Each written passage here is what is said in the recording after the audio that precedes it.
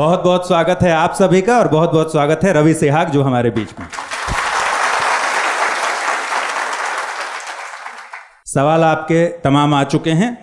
उसके पहले पिछली बार सर ने एक सेमिनार लिया था। आप में से कितने लोगों ने उस सेमिनार का वीडियो देखा है? लाइव और यूट्यूब का मिलाकर कितने लोगों ने देखा है? उस सेमिनार में सर ने एक लाइन कहा था कि रवि सेहाग समिति की सिफारिशों के आधार पर हम लोग बहुत कुछ काम कर रहे हैं। तो रवि ने बहुत सारे सजेशंस दिए थे और हम लोग भी पिछले कुछ दिन में साथ में बैठे हैं सर के साथ ही जब उन सजेशंस पर बात हो रही थी। मैं चाहूँगा कि पहले हम लोग थोड़ा उसको ब्रीफ कर लें। जो सजेशंस रवि को ध्यान पे होंगे वो खुद ही ब्रीफ करेंगे अभी, ठीक है? तो इससे शुरुआत करते हैं, फिर आपके क्वेश्चंस लेंगे एक एक और उसके जवाब तलाशेंगे। सबसे पहले तो सबको नमस्ते।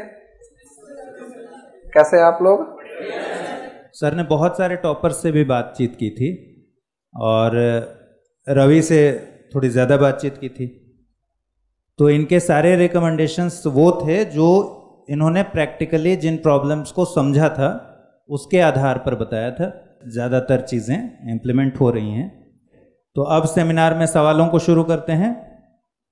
तो सबसे पहला सवाल हम ले रहे हैं इंटरव्यू की स्ट्रेटजी पर। बहुत सारे लोग पूछना चाहते हैं, तो बहुत अधीर और बता पाए आप इंटरव्यू को लेकर। इंटरव्यू में 2-3 चीज़ें होती है। एक तो आपकी भाषा अच्छी होनी चाहिए और पर्सनालिटी की तो अगर आपकी अच्छा ड्रेसिंग सेंस वगैरह है, आपने अच्छे से सूट वूट पहन के गए हैं तो 5-10% इसका फ़र्क पड़ता है। भाषा अच्छी होनी चाहिए और जो मुद्दे पूछ रहे हैं आपसे उन पे आपका बैलेंस दृष्टिकोण होना चाहिए। जैसे मैंने बताया था आपको, मैंने 2-3 न्यूज़पेपर इसीलिए पढ़े थे, एक राइट विंग, एक लेफ्ट विंग, एक थोड़ा जो मध्यम मार्गी है। तो उससे क्या है कि मुद्दों पे आप अच्छा सा एनालिसिस कर पाते हैं। उन पे आप एक तरफा बयान नहीं देते। वहाँ पे थोड़ा सेंस ऑफ ह्यूमर अगर आप में अच्छा है, वैसे तो ये सब चीज़ें आती नहीं है 1-1.5 महीने में, अगर आपका अच्छा है तो वहाँ पे उसका ज़रूर यूज़ कीजिए। थोड़ा सा अश्लील ना हो, बस वो थोड़ा सा अच्छा सेंस ऑफ ह्यूमर होता है ना, वो यूज़ कीजिए। उसको उनको हंसाइए और जितना पूछे उतना ही जवाब देना है। खुद का ज्ञान वहाँ पे नहीं झाड़ना है और अच्छे से उनको विश कीजिए। वहाँ पे जाके आराम से सहज होकर बैठिए। बहुत ही सहज इंटरव्यू होता है। अगर मैं बात करूँ तो अंदर घुसते ही वो सीधा बुलाएंगे, अरे रवि कुमार जी आप आइए, बैठिए, क्या हाल है आपके, ऐसे बोलेंगे वो, मैं ये हूँ। तो भाई हम आपकी 30 मिनट तक आपसे आपकी राय जानेंगे कई मुद्दों पे, तो क्या आप कंफर्ट हैं? हाँ सर मैं कंफर्ट हूँ। आराम से टेबल जो चेयर है उस पर कमर टिका के आराम से बैठिए, कोई दिक्कत नहीं है। पानी वानी पी लीजिए, ये कॉपी पढ़िए, इस पर कुछ आपको लिखना हो तो लिख लीजिए। ऐसे बात करते हैं वो। तो डरने की बात नहीं है इंटरव्यू में। मिरर प्रैक्टिस कर सकते हैं। मिरर प्रैक्टिस एक कोई दोस्त हैं तो जो आपके साथ देंगे तो उनके साथ में आपका डेफ डिस्कशन वगैरह ये सब चीज़ें तो चलती है वहाँ पर। तो इंटरव्यू में बहुत टाइम होता है, आराम से कर लोगे। अभी तो यही है कि बहुत इतना हार्ड नहीं है जितना हवा बनाते हैं। अगर सहज व्यक्ति है, सहज बातें करता है, अच्छे मजाक करता है, तो इंटरव्यू में अच्छे मार्क्स आएंगे उसके, मतलब नहीं रुकेगा। उसके अगर विचार बिल्कुल न्यूट्रल है, बैलेंस्ड व्यू है उसका। पीटी के लिए टेस्ट सीरीज वाले सवाल जो हैं, जो मैंने इसमें शॉर्ट आउट किए थे। पहला सवाल है कि टेस्ट सीरीज देना कितना इम्पोर्टेंट है, उसमें शामिल होना चाहिए या फिर घर पे उठा के ले जाएं और वहीं सब लिख दें? ये पीटी और मेंस दोनों के लिए बताइए। टेस्ट सीरीज तो अगर देनी है ना तो फिर जो सेंटर होता है ना वहीं पे जाके देनी चाहिए, क्योंकि आपको जो टाइम मिला है ना वो एक रिसोर्स है आपका। घर पे या तो आप 3 घंटे लगाएंगे तो आपने ज़्यादा रिसोर्स यूज़ किए, या आप 1 घंटे में करेंगे, ठीक है चलो चलते हैं उसको ख़त्म करते हैं।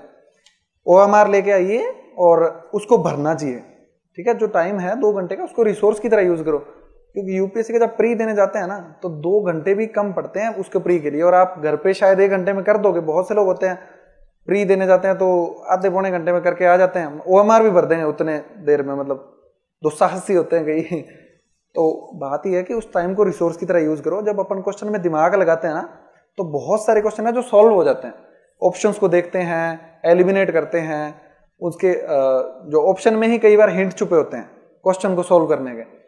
तो वो दिमाग आपको जब लड़ाएंगे ना तो तभी आपका ब्रेन ट्रेंड होगा कि कैसे प्रीलिम्स में गलतियां कम करनी है।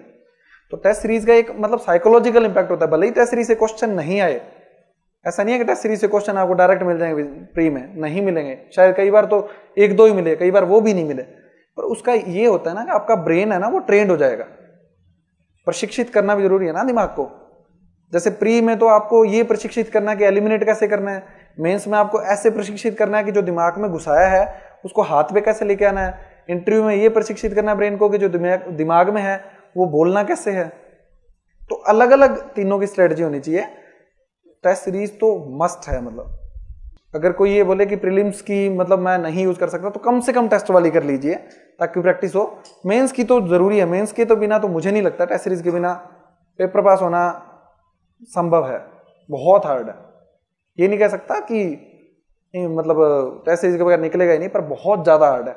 आंसर राइटिंग प्रैक्टिस बहुत जरूरी है, और वो भी एक फिक्स एटमोसफियर में जाके। घर पे लाके फिर इतना ईमानदार होता भी है क्या कोई जो 3 घंटे में लिखता होगा बिल्कुल ईमानदारी से घड़ी लगा के? तो अगर हो तो ले आओ, पर फिर भी मैं यही करूंगा अगर ईमानदार हो तो टेस्ट सीरीज सेंटर में जाके ईमानदारी दिखाओ।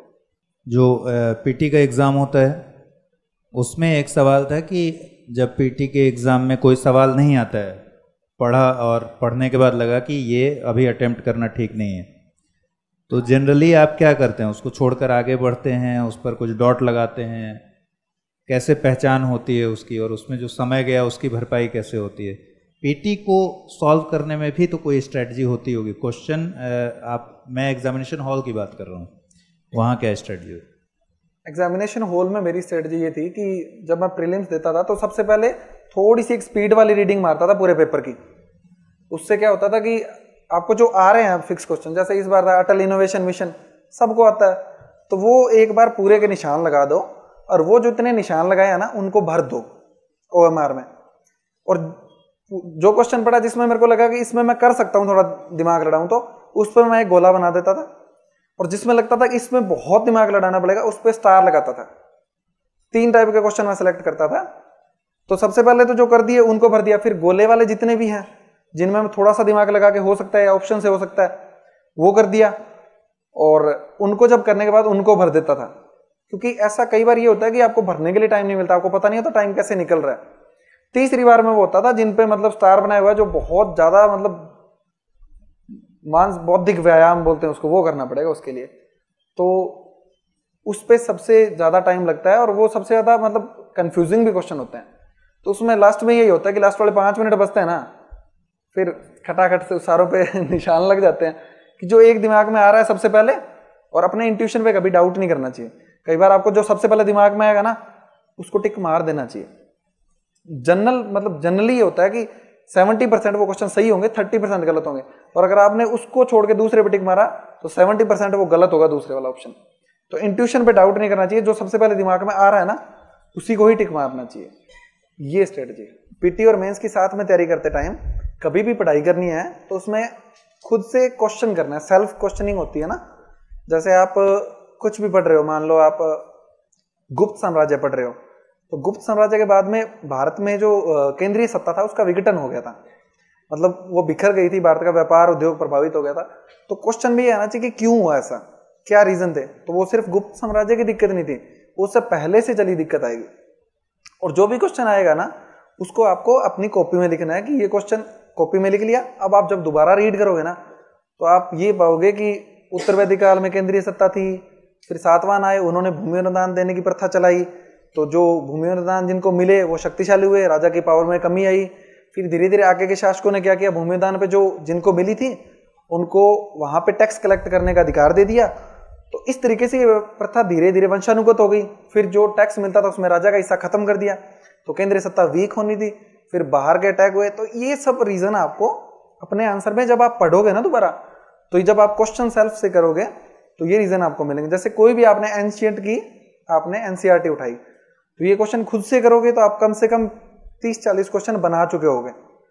और आप सोच के देखो कि आपने एक बुक से जो 300 पेज के आपने 40 क्वेश्चन उससे बना दिए, तो मुझे नहीं लगता कि उससे बाहर मेंस में जाएगा।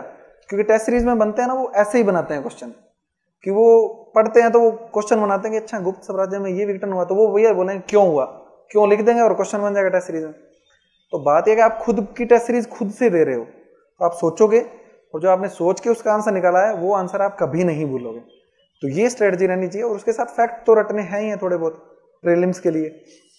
इसी तरीके से आपको पॉलिटी पढ़नी है, इसी तरीके से आपको ये पढ़ना है। फिर करंट के लिए मैंने बता ही दिया 1 घंटा आपको डेली करना है। तो आपका मेंस और पीटी दोनों तैयार हो रहे हैं ना।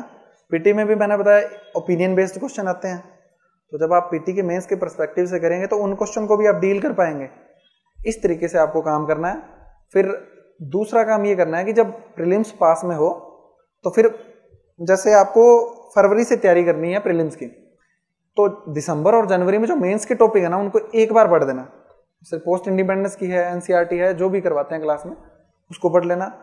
आईआर का टॉपिक है, आईआर तो आपको प्री में भी पढ़ना पड़ेगा, प्री में भी क्वेश्चन आते हैं ना, उसके 5, 7, 10 क्वेश्चन आते हैं, वो पढ़ना पड़ेगा।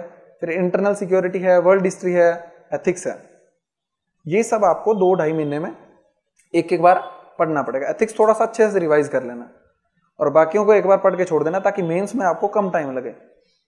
ये काम आपको करना है। प्रीलिम्स के लिए जब आप तैयारी शुरू करो उस समय टेस्ट सीरीज लगा लेना। अगर नहीं अफोर्ड कर सकते तो फिर मतलब यही है कि आप मार्केट से जो परचेज करते हो वो करना है। अफोर्ड कर सकते हो टेस्ट सीरीज का थोड़ा साइकोलॉजिकल बेनिफिट तो होता है, इसमें तो डाउट ही नहीं है कोई, कि पेपर का माइंडसेट होता है और जो हम यहाँ पे देते हैं दोनों में दिन रात का फर्क है ना। तो ये करना है आपको, वहाँ से टेस्ट सीरीज लेनी है, उसको थोड़ा सा मतलब खुद के साथ ईमानदार होते हुए टेस्ट को टाइम पे देना। और जो गलतियां लग रही है, जैसे टेस्ट में आपने कितने तुक्के मारे उन पे निशान लगा लेना उसी दिन ही। जो गोले वाले क्वेश्चन होते हैं ना उनमें आप घर पे आके ये एनालिसिस कर लेना कि गोले वालों में मैंने कितने अटेम्प्ट किए थे और कितने मेरे सही हो रहे हैं, तो आपको पता चल जाएगा आपकी एक्यूरेसी क्या है, तो कितने तुक्के मारते हो कितने सही बैठ रहे हैं। क्योंकि जो आपको फिक्स आते हैं उसमें तो शायद एक दो गलत होंगे आपके। इस तरीके से आपको एक्यूरेसी का भी पता चलेगा और फिर आपको ये पता चलेगा कि मैं गलती कहाँ कर रहा हूँ। तो खुद के टीचर आप खुद ही हो, मतलब खुद को खुद से ही टीच करना है। गलती का पता चलेगा तो आप सुधारोगे कि यार मैंने मतलब पूछा था कि इसमें से सही कथन पूछो और मैंने असत्य कथन पे टिक मार दिया, या सत्य का पूछा था मैंने सत्य पे मार दिया। इन सब चीजों को ध्यान में रखना जरूरी है। अगर ये गलती करते हो तो वो माफी नहीं है उसकी।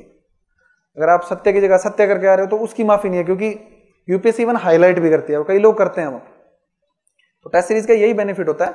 ओएमआर भरने में कईयों को दिक्कत हो जाती है तो वो भर के देख लेनी चाहिए। ये तो हुआ प्रीलिम्स की स्ट्रेटजी। करंट तो आपको करना ही है, करंट तो छोड़ना ही नहीं है। 1 महीने पहले प्रीलिम्स से करंट छोड़ देना आप। जून में है तो मई तक का कर लेना आप, है ना। उसके बाद में मेंस में ये है कि जो आपने कंक्रीट टॉपिक पढ़े थे उसके साथ में जो एक बार पढ़े थे, वर्ल्ड हिस्ट्री आपने एक बार पढ़ा था, उसकी 2 रिवीजन बहुत है मेरे हिसाब से। एक बार शुरू में पढ़ लेना और एक बार लास्ट के टाइम में कर लेना। 3 रिवीजन में आप डील कर पाओगे क्वेश्चन उसके। और पोस्ट इंडिपेंडेंस है उसी की भी यही है, 3 रिवीजन में आप डील कर लोगे क्वेश्चन। फिर टेस्ट सीरीज तो लगानी है ही है। पेपर 1 और 4 पे थोड़ा सा ज्यादा फोकस करना है क्योंकि हिंदी मीडियम में ये थोड़े ज्यादा स्कोरिंग होते हैं। और ऑप्शनल अपना बिल्कुल टिप्स पे कर लेना है। ये मेन स्ट्रेटजी है, इसी पे काम करना है। और जरूरी नहीं है कि दिन में मतलब कंटिन्यूटी रखना कि अपन आप 7 घंटे भी पढ़ रहे हैं तो 7 घंटे आप सिर्फ पढ़ाई करें। बाकी आपके पास लगभग 17 घंटे हैं, उसमें जो करना करो अपना। इसका कोई शॉर्टकट नहीं है, रेगुलरिटी रखनी पड़ेगी खुद के साथ में थोड़ा सा। तो ए और बी का जवाब आपको मिला, इसी को प्लस करना है। और उस सवाल का जवाब मिला कि यूपीएससी की तैयारी कैसे करें।